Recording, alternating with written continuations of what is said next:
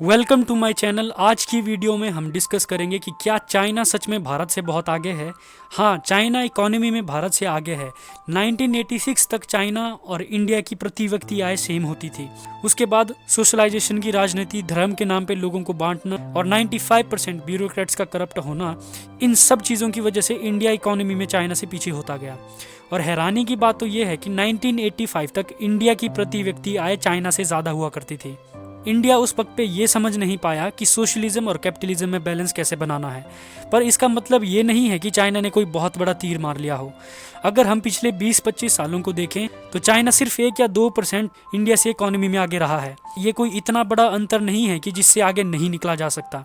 No doubt पिछले 20-25 सालों में इंडिया इकोनॉमी में चाइना से पीछे रह गया है, लेकिन इतना भी पीछे नहीं रहा कि आप सर पीटने लग जाओ कि इंडिया तो बिल्कुल बर्बाद कंट्री है। और अगर कोई भी देश अगर इंडिया से आगे है तो वो सिर्फ इकोनॉमी के बेस पे जज नहीं किया जा सकता। दुनिया में सबसे ज्यादा ग्रीन हाउस गैस प्रोड्यूस करने वाला देश चीन है और दुनिया में सबसे ज्यादा मांस की खपत करने वाला देश भी चीन है।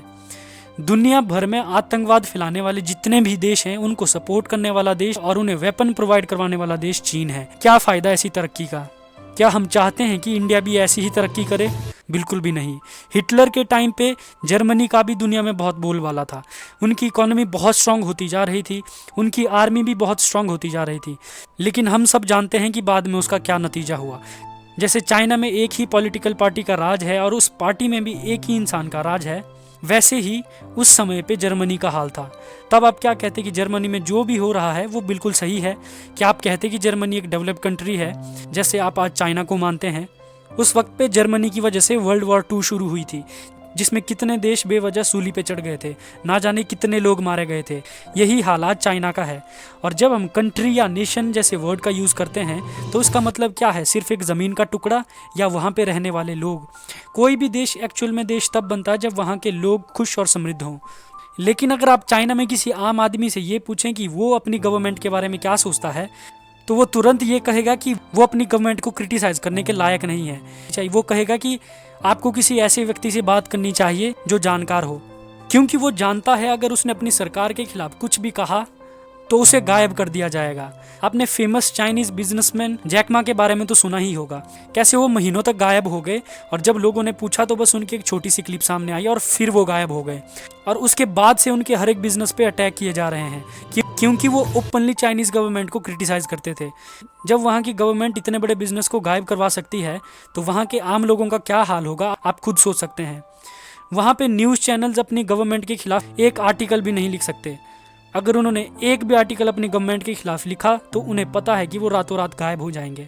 और इंडिया में लोग बड़े मज़े से इंडिया को और गवर्नमेंट को गाली देते हैं, और कुछ न्यूज़ वालों का तो बिजनेस ही गवर्नमेंट को गलत दिखाने से चलता है। और कुछ यूनिवर्सिटीज़ इंडिया में ऐसी है जिन्हें आज़ादी चाहिए, आज़ादी मांगते फिर रहे हैं।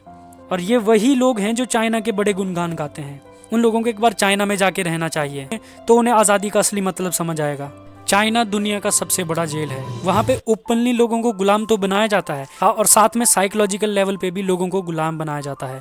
आप चाइना में गूगल, फेसबुक, इंस्टाग्राम, यूट्यूब नहीं चला सकते और बाहर के देश का कोई भी मीडिया वहाँ पे काम नहीं कर सकता है, और ना ही वहाँ के लोग दूसरे देशों की वेबसाइट्स को एक्सेस कर सकते हैं, क्योंकि वहाँ की गवर्नमेंट जानती है कि अगर चाइना के लोगों ने बाहर से इन्फॉर्मेशन लेना शुरू किया तो उनके लोग उनके खिलाफ हो जाएंगे। इसलिए उन्होंने बाहर की हर एक चीज़ बैन कर रखी है ताकि लोगों को उस इन्फॉर्मेशन से बचाया जा सके जिससे उन्हें खतरा है।